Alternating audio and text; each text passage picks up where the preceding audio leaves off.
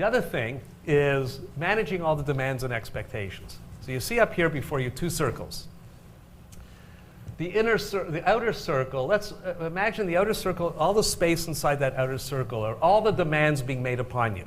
All the things you're expected to do in your role here at the Law Society, as a mother, as a father, as a son, as a citizen of the community. All the demands fill that space.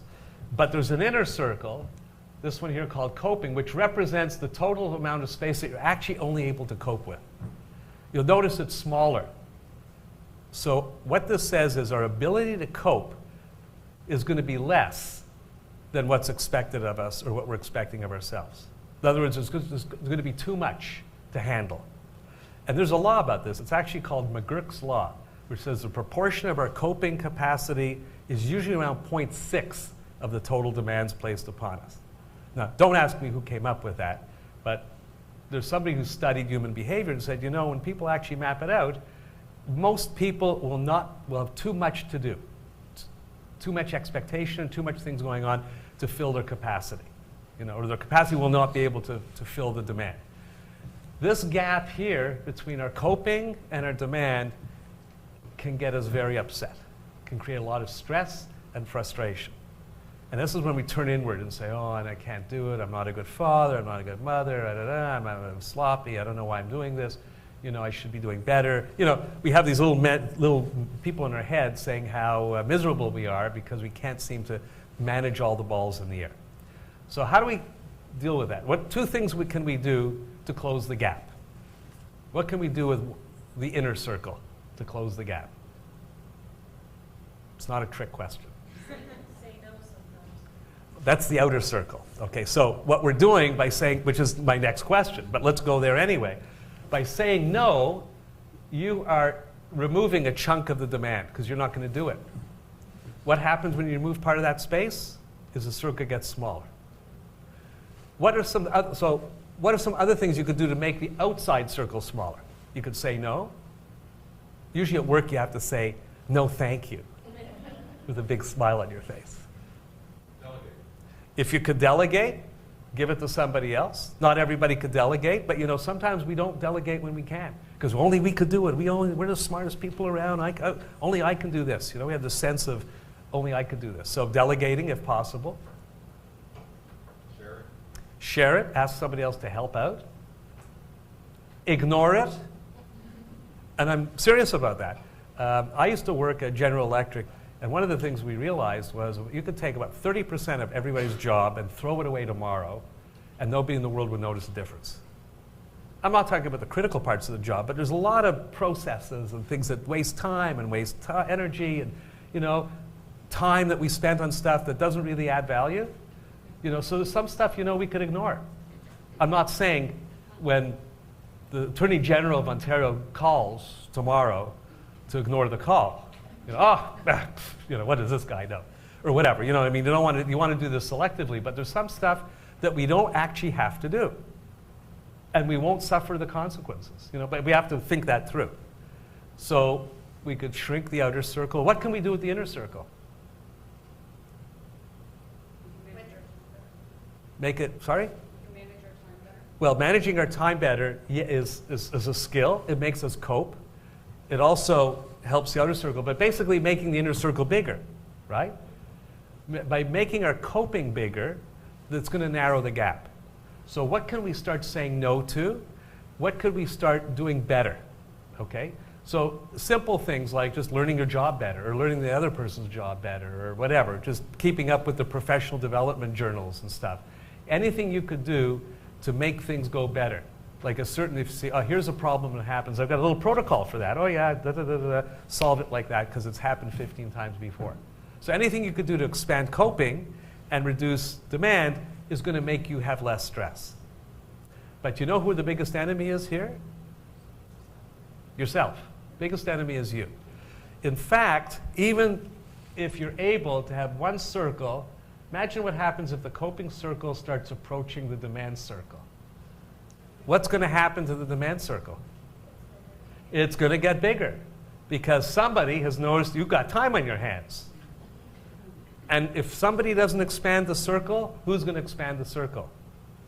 You. Because life is going to be so boring. When you're able to cope with everything like on a routine basis, there's no excitement in it, it's not boring, it's so routine, you'll probably want to make more challenges for yourself. So there's always going to be a gap. Always going to be a gap. So here's a couple of habits. Does this make any questions? Is still with me? Still haven't, some of you are like, you haven't landed head first on the table yet in complete abject boredom. So here's a couple of things. One is, here's some ways we get in the way. Perfection.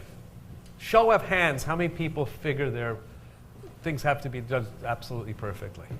Anybody out there? I see, not a big tent, but you're out there, okay? Well, think of this. Perfection is not needed all the time, okay?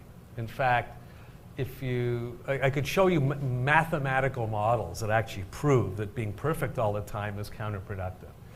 So ask yourself, does everything have to be done perfectly? And the answer is absolutely not. Sometimes when you do something 80% perfectly, it's good enough. Nobody dies, nobody gets in trouble, the Law Society doesn't end up on the front pages of the Globe and Mail. Everybody's happy, okay? So to dot every I and cross every T out there is not necessary. And I've seen sometimes when I ask people, what causes you stress? They say PowerPoint presentations. Creating PowerPoint presentations for management, drives them nuts, because why? They have to do 15 versions. Everybody has to read it. Oh, I didn't like this word here. Oh, I didn't like that. Oh, that font over there. Oh, I think you need to put a little cartoon in over here. Oh, the arrow over here isn't making sense. And then you spend all these hundreds of hours putting your PowerPoint presentation together, and it's basically ignored after the first slide. It becomes a discussion.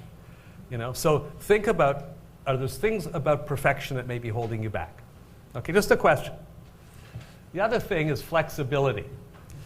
A lot of us have very rigid personalities. We think, if I'll illustrate here, I want to go from point A to point B. Okay. Oh, I feel so tall up here. First time in my life. Okay, what would be the best way to get from point A to point B?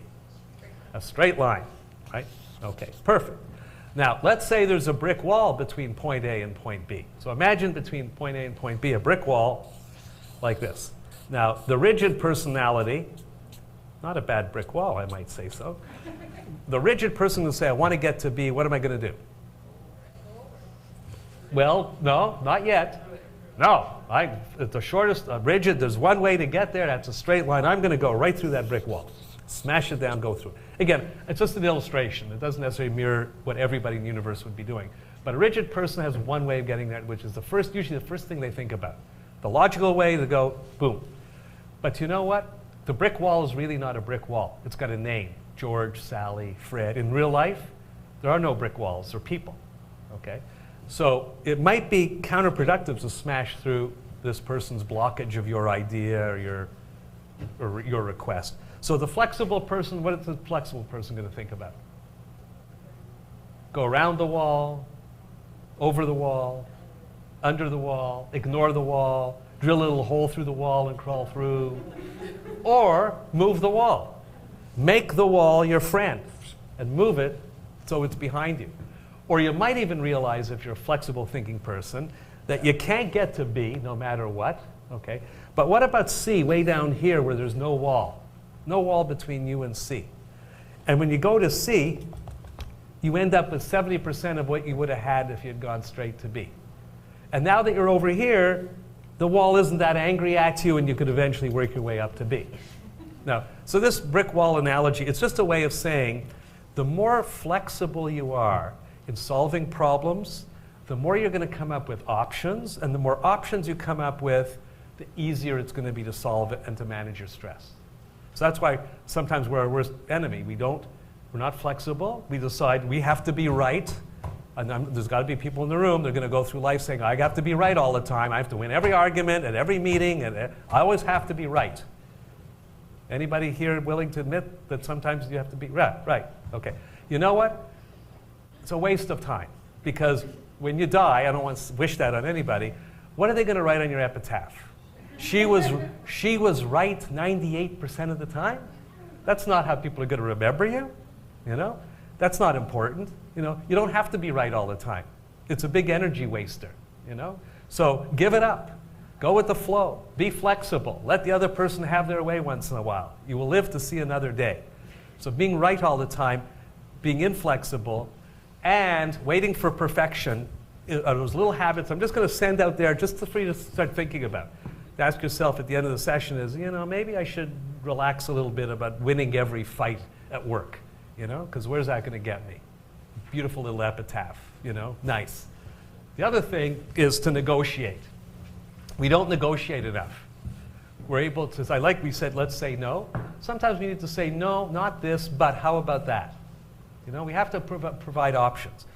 Adults aren't good at negotiating. We're not that good at negotiating. We take no for an answer. When I worked at the GE, we used to be in charge of a training budget. People would call from the countryside somewhere and say, we want some of the corporate dollars for training. And I'd say, no.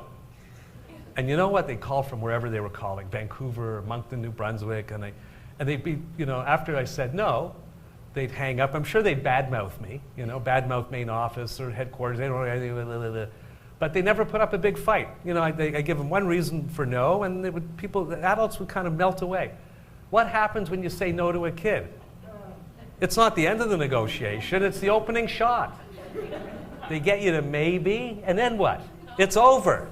You're like that cartoon character that's gone on at the edge of the cliff and his legs are going like this, and, So we should learn from kids. We need to be a little more persistent and not take no for an answer, right?